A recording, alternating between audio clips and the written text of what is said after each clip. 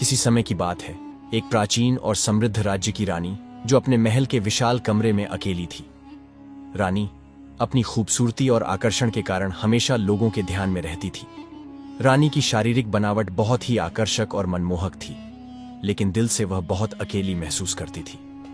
महल में हर सुविधा थी, लेकिन फिर भी उसके मन में एक खालीपन था।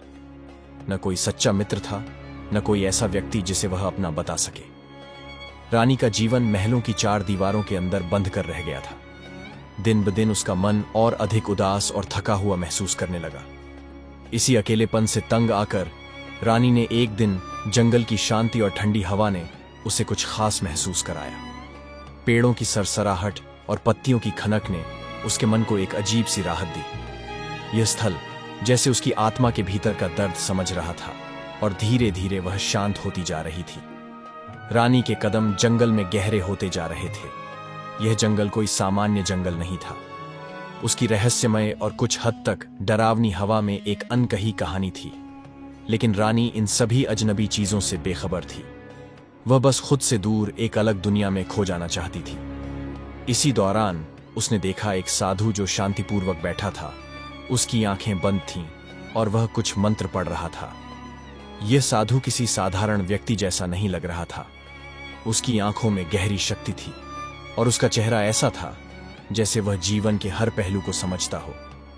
रानी ने उसकी ओर कदम बढ़ाए और धीरे धीरे पास पहुंच गई। साधु ने उसकी मौजूदगी को महसूस किया, लेकिन बिना आंखें खोले उसे अपने पास आने का संकेत दिया।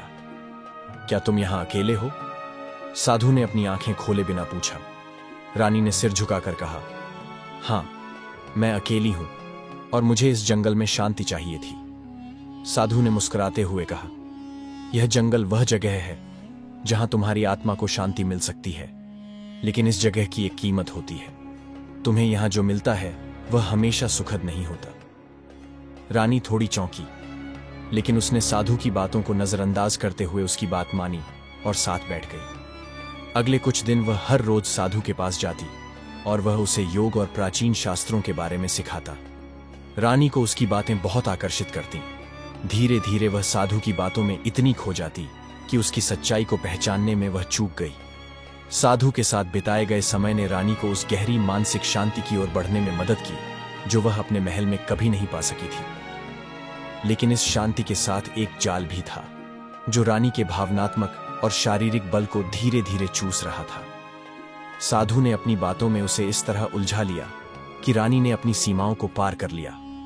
अब वह न केवल उसके शास्त्रों में डूब चुकी थी, बल्कि उसकी भावनाओं में भी उसकी पकड़ मजबूत हो गई थी। धीरे धीरे रानी की स्थिति बदलने लगी। वह साधु के जाल में पूरी तरह फंस चुकी थी और उन दोनों के बीच अब एक गहरी शारीरिक और मानसिक रिश्ते की शुरुआत हो चुकी थी। क्या रानी को इस रास्ते पर चलने का एहसास हुआ था? क्या वह जान पाई थी कि वह एक ऐसे जाल में फंस चुकी थी जिससे बाहर निकलना अब मुश्किल होगा? ये सवाल उस समय रानी के मन में नहीं थे, क्योंकि वह बस उस शांति और प्रेम की खोज में थी जो उसे अपने महल में कभी नहीं मिली थी। रानी को अब यह बात समझ में आने लगी थी कि वह साधु के साथ अपनी दिनचर्या में कुछ अलग ही खींचाव महसूस कर रही थी। उसके मन में उठ रहे अजीब से विचारों को वह कभी समझ नहीं पाती थी। साधु के साथ बिताए गए समय ने उसे मानसिक शांति दी थी, लेकिन साथ ही उसकी निर्भरता भी बढ़ रही थी। उसकी दिनचर्या अब साधु के आसपास घूमने लगी थी। यह बदलाव रानी के लिए किसी अजनबी सपने से कम नहीं था। कुछ दिनों बाद एक सुबह साधु ने रानी से कहा, तुम्हें अब मेरी और अधिक गहरी शिक्षा की आवश्यकता है जो तुम्हारी आत्मा को और ऊंचा उठाएगी। रानी ने सिर झुकाकर साधु की बातों को सुना और फिर उसकी बातों का पालन करना शुरू कर दिया। साधु ने उसे और गहरे शास्त्र और योग की शिक्षाएं दी जो धीरे धीरे रानी को और भी उसके जाल में फंसाते गए। साधु ने अपनी असली पहचान छुपाते हुए रानी से यह कहना शुरू किया कि वह एक महान साधु है जो प्राचीन शक्तियों से युक्त है।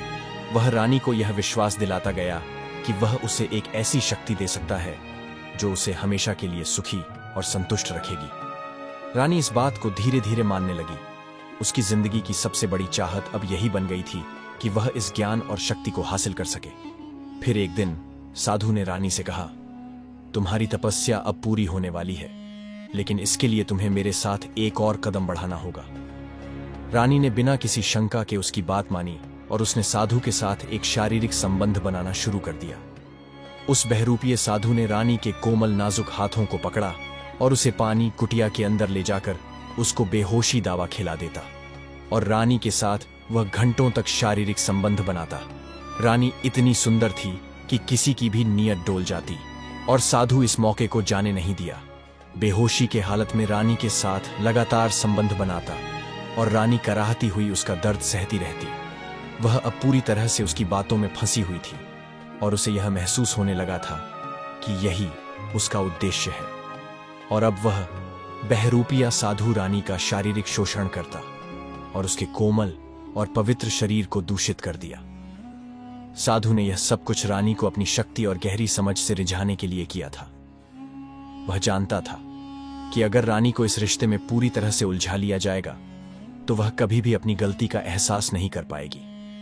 अब रानी का दिमाग और दिल दोनों ही पूरी तरह से साधु के नियंत्रण में थे। उसे यह महसूस होने लगा था कि वह इस संबंध से अपनी आत्मा को पूरी तरह से शुद्ध कर रही है, लेकिन यह सिर्फ एक छल था। साधु ने उसकी आस्थाओं का पूरी तरह से इस्तेमाल किया था। एक दिन रानी ने महसूस किया कि उसका शरीर कुछ बदलने लगा है।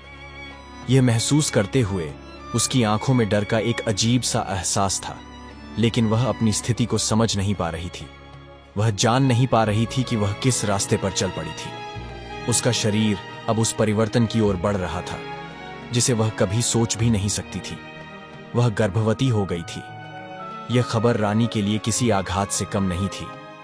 वह बुरी तरह से घबराई, लेकिन अब वह इस परिस्थिति से बाहर निकलने की स्थिति में नहीं थी। साधु ने उसे यह भी बताया कि यह परिवर्तन उसके लिए एक आशीर्वाद होगा, क्योंकि यह उसे आध्यात्मिक रूप से और भी शक्तिशाली बनाएगा। लेकिन रानी को धीरे धीरे यह समझ में आने लगा कि वह अब पूरी तरह से उस जाल में फंसी हुई है जिससे बाहर निकलना अब नामुमकिन था। रानी के गर्भवती होने की बात राजा तक पहुंचने में देर नहीं लगी। राजा ने जब यह सुना तो वह हैरान रह गया। उसने अपनी पत्नी से कई बार इस बारे में पूछा, लेकिन रानी ने शुरू में कोई स्पष्ट उत्तर नहीं दिया। धीरे धीरे राजा को समझ में आ गया कि कुछ गलत हो रहा था। वह रानी के साथ और उसके आसपास की हर चीज की छानबीन करने लगा। उसे यह भी पता चला कि रानी जंगल में एक साधु के पास जा रही थी और उसकी बातें सुन रही थी। राजा ने आखिरकार अपने सैनिकों को आदेश दिया और साधु को गिरफ्तार करने का आदेश दिया। साधु को पकड़ने के बाद राजा ने उसे जेल में डाल दिया, लेकिन रानी की स्थिति और भी जटिल हो गई थी। राजा ने उसे महल से बाहर निकाल दिया, क्योंकि वह नहीं चाहता था कि उसका नाम और राज्य इस तरह के कलंक से जुड़ा हो। अब रानी अकेली और अवसादित थी। वह अब एक नए बदलाव के द्वार से गुजर रही थी। उसके पेट में पल रहा बच्चा अब उसके लिए एक भारी बोझ बन चुका था। उसे लगता था कि उसने अपनी जिंदगी के सबसे बड़े फैसले में गलती की थी। रानी का दिल बुरी तरह टूट चुका था और वह अपनी स्थिति से उबरने के लिए हर कदम पर संघर्ष कर रही थी। रानी ने महल छोड़ने का निर्णय लिया। वह अपने इस कलंक को लेकर महल को छोड़ गई और एक नई शुरुआत की तलाश में चली गई। उसने सोचा कि इस दुनिया में अब उसे कोई भी स्वीकार नहीं करेगा, लेकिन वह खुद को फिर से ढूंढना चाहती थी। क्या रानी को अपनी गलती का एहसास होगा? क्या वह इस कलंक से बाहर निकल पाएगी? यही सवाल अब उसके मन में हर दिन उठते थे, लेकिन उसकी आत्मा अब इस दुविधा में खो चुकी थी। रानी अब अपने पेट में पल रहे नाजायज बच्चे के साथ अकेली थी। महल से बाहर समाज के तिरस्कार और परिवार के त्याग के बाद रानी के पास कोई और विकल्प नहीं था। उसका दिल टूट चुका था और उसने यह तय किया कि वह इस बच्चे के साथ कहीं दूर चली जाएगी, जहां वह न केवल समाज के तिरस्कार से बच सके, बल्कि अपनी आत्मा को भी शांति दे सके। रानी ने एक दिन फैसला किया और महल को छोड़ दिया। वह जंगल और सड़कों के बीच यात्रा करती हुई एक छोटे से शहर पहुंची, जहां उसे अपनी नई जिंदगी शुरू करने का मौका मिला। वहां एक सेठ के घर में काम की तलाश में वह एक नौकरानी के रूप में काम करने लगी। रानी का चेहरा अब पहले जैसा नहीं था। उसका चेहरा उदास था और उसकी आंखों में एक दर्द था जो वह चाहकर भी छिपा नहीं पाई थी। इस नए घर में रानी को काम की तलाश थी, लेकिन यहां भी उसे शांति नहीं मिल पाई। सेठ के घर में वह जिस कमरे में काम करती थी, वह न केवल उसकी शारीरिक स्थिति को बुरी तरह से प्रभावित कर रहा था, बल्कि सेठ की हवस भरी निगाहों ने उसे हर रोज मानसिक और शारीरिक तौर पर परेशान करना शुरू कर दिया। सेठ की नजरें हमेशा उसके शरीर पर टिकी रहती थीं, जैसे वह उसे किसी वस्तु की तरह देखता हो। सेठ उसको हवस भरी निगाहों से देखता। हर दिन वह रानी को तंग करता, उसे अपनी चाहत का शिकार बनाने की कोशिश करता। उसकी आंखों में वह गंदी इच्छा साफ झलकती थी और रानी यह सब महसूस कर रही थी। वह जानती थी कि वह अब भी अकेली है और उसकी इस स्थिति का फायदा उठाने के लिए सेठ उसका शिकार करने की कोशिश कर रहा था। एक दिन जब रानी ने किसी काम के दौरान उससे बचने की कोशिश की तो सेठ ने उसे जबरदस्ती अपने कमरे में बुला लिया। तुमसे जो मैंने कहा था उसे करने में अब कोई बुराई नहीं है, सेठ ने रानी को जबरदस्ती खींचते हुए कहा। तुम सिर्फ एक नौकरानी हो और तुम्हारा काम मेरा हुक्म मानना है। रानी ने खुद को छुड़ाने की बहुत कोशिश की, लेकिन सेठ की ताकत और उसका दबाव उसे झुका लेता था। सेठ उसके साथ रोज जबरदस्ती करता। रानी अपना सम्मान और स्वाभिमान खो दिया था और वह जानती थी कि वह अब पूरी तरह से इस जाल में फंस चुकी है। लेकिन इस सब के बीच एक और संघर्ष था।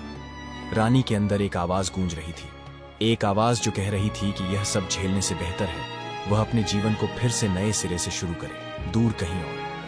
समाज का तिरस्कार और सेठ की दुर्व्यवहार से परेशान होकर रानी ने यह फैसला किया कि वह इस जीवन से बाहर निकल जाएगी।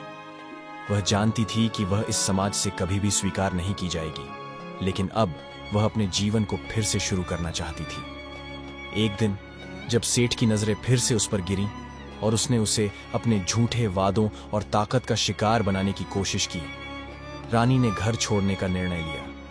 वह एक अंधेरे रात में चुपके से घर से निकल गई। उसने तय किया कि वह अब इस झूठी दुनिया से दूर जाकर अपनी खुद की पहचान बनाएगी। रानी अब अपनी गलियों से निकलकर एक नई राह पर चलने को तैयार थी, जहां समाज का तिरस्कार और उसकी शर्मिंदगी उसे रोक नहीं सकती थी।